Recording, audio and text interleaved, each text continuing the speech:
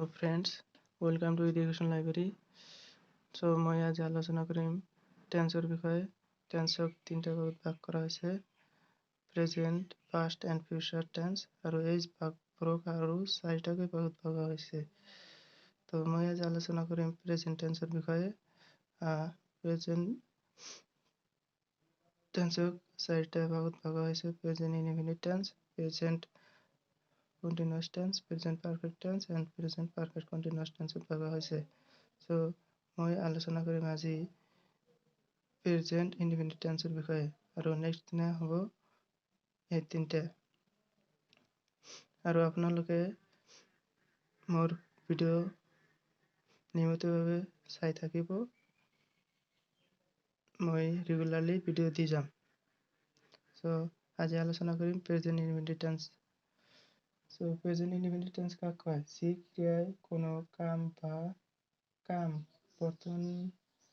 বৰ্তমানে অনিৰ্দিষ্ট সময়ত কৰা বা হোৱা বুজায় তাক present indefinite tense বোলে। এক্সাম্পল চাই ল'ব। তো এইটো ইম্পৰ্টেণ্ট, গঠন কেনেকৈ হয় present indefinite tenseৰ গঠনটো চাই ল'ব। গঠন প্ৰণালী বহুত ইম্পৰ্টেণ্ট হয়, বহুতেই নাজানে, কিন্তু নাজানে, চাই ল'ব ভালদৰে। গঠনটো হয় subject plus main verb plus object. ইয়াৰ এক্সাম্পলটো হৈছে এইটো, আৰু এই ষ্টাৰ মাৰ্কৰ এইটো বহুত মাৰ্ক কৰিবলগীয়া কথা, আপোনালোকে মনত ৰাখিব। সাবজেক্টটো যদি থাৰ্ড পাৰ্চন ছিংগুলাৰ নাম্বাৰ হয়, মেইন ভাৰ্বৰ শেষত এছ বা এছ যোগ কৰিব লাগে। এইটো হ'ল বহুত ইম্পৰ্টেণ্ট কথা, মনত ৰাখিব। এক্সাম্পল এইটো।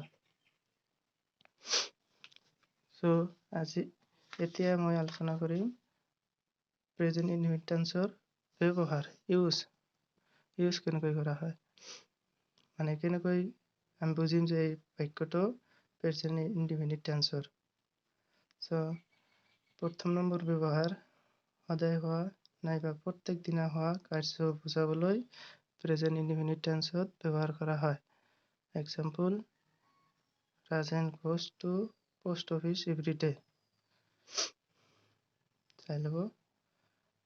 2 নম্বৰ ব্যৱহাৰ, যদি কোনো বাক্যত every day, every morning, every night, every week, every year আৰু ৰেগুলাৰলি, ডেইলি, অলৱেজ, অফটেন, ইনটু আদি থাকে, সেই বাক্য প্ৰেজেন্ট ইনডিফিনিট টেন্সত ব্যৱহাৰ কৰা হয়। বহুত ইম্পৰ্টেণ্ট হয়, এইটো মনত ৰাখিব। 3 নম্বৰ ব্যৱহাৰ, অব্যাহত কাম বুজাবলৈ প্ৰেজেন্ট ইনডিফিনিট টেন্সত ব্যৱহাৰ কৰা হয়।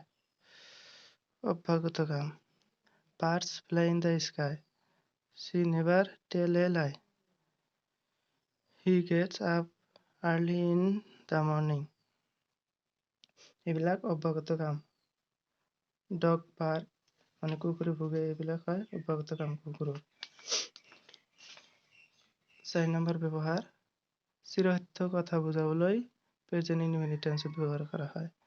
বৰফ পানীত ভাহি থাকে, ইম্পৰ্টেণ্ট, মানে চিৰসত্য কথা, মেন ইজ মৰ্টেল, চিৰসত্য কথাবিলাক মনত ৰাখিব। সচৰাচৰ অব্যাহত কাম বুজাবলৈ প্ৰেজেন্ট ইনডিফিনিট টেন্সত ব্যৱহাৰ কৰা হয়। আৰু 6 নম্বৰ নিয়মখন বহুত ইম্পৰ্টেণ্ট হয়, এইটো হায়াৰ ছেকেণ্ডেৰীৰ কাৰণে মনত ৰাখিব, বহুত প্ৰয়োজনীয় ব্যৱহাৰ এইটো। যদি কোনো বাক্যত ইউজুৱেলি আৰু জেনেৰেলি থাকে, তেন্তে সেই বাক্য প্ৰেজেন্ট ইনডিফিনিট টেন্সত ব্যৱহাৰ কৰা হয়। 5 নম্বৰৰ এক্সাম্পল ইয়াত, আৰু 6 নম্বৰ ব্যৱহাৰৰ এক্সাম্পল ইয়াত। She usually sing a song in the afternoon। 6 number ব্যৱহাৰ, স্থিৰ হোৱা ভৱিষ্যত কাম বুজাবলৈ প্ৰেজেন্ট ইনডিফিনিট টেন্সত ব্যৱহাৰ কৰা হয়। যেনে, our school reopens on Monday। স্থিৰ হৈছে প্ৰথমত, আকৌ চালু হৈছে, মানে ভৱিষ্যতত হৈছে, গতিকে এইটো প্ৰেজেণ্ট ইনডিফিনিট টেন্সত ব্যৱহাৰ হ'ব। উদাহৰণবিলাক আপোনালোকে চাই যাব ভালদৰে। চ' শেষ হ'ল। মই এতিয়া আলোচনা কৰিম কেইটামান কেনেকুৱা ধৰণৰ প্ৰশ্ন আহিব সেইবিলাকৰ ইংগিত দিছোঁ এটা। আপোনালোকে বিভিন্ন গ্ৰামাৰ বা কুৱেশ্যনবিলাক চাই আপোনালোকে সমাধান কৰিবলৈ চেষ্টা কৰিব আৰু ব্যৱহাৰখিনি ভালদৰে মনত ৰাখিব। মাত্ৰ 5 বা 6 মিনিট আপোনালোকে এই ভিডিঅ'খন চালে আপোনালোকে সম্পূৰ্ণ নলেজখন আহি যাব। গতিকে ভালদৰে চাব আৰু মনত ৰাখিব। তো এনেকুৱা ধৰণৰ বাক্যবিলাক আপোনালোকৰ পৰীক্ষাত আহিব। The sun rises in the east, এইটো কাৰেক্ট টেন্সত কৰিব লাগে। কেনেকুৱা হ'ব? দ্য ছান আছে, থাৰ্ড পাৰ্চন হয়, সেইকাৰণে ইয়াত এছ যোগ হৈছে। মেন বি মৰ্টেল, বি ভাব দিব লাগে ইয়াত। এনেকুৱা ধৰণৰ প্ৰশ্ন আহে হায়াৰ ছেকেণ্ডেৰীত বেছিভাগেই, আৰু মেট্ৰিকত এনেকুৱা আহে কিন্তু বহুত কম। চাব, মেন বি মৰ্টেল, ইয়াত বি ভাব বহাব লাগে only. So' man is mortal হ'ব ইয়াত কাৰেক্ট টেন্স। সেইদৰে আপোনালোকে এইটো কৰিব। হি উই বি বইজ, ইয়াত কি হ'ব? উইৰ লগত কি হয় আপোনালোকে কাৰেক্ট কৰিব।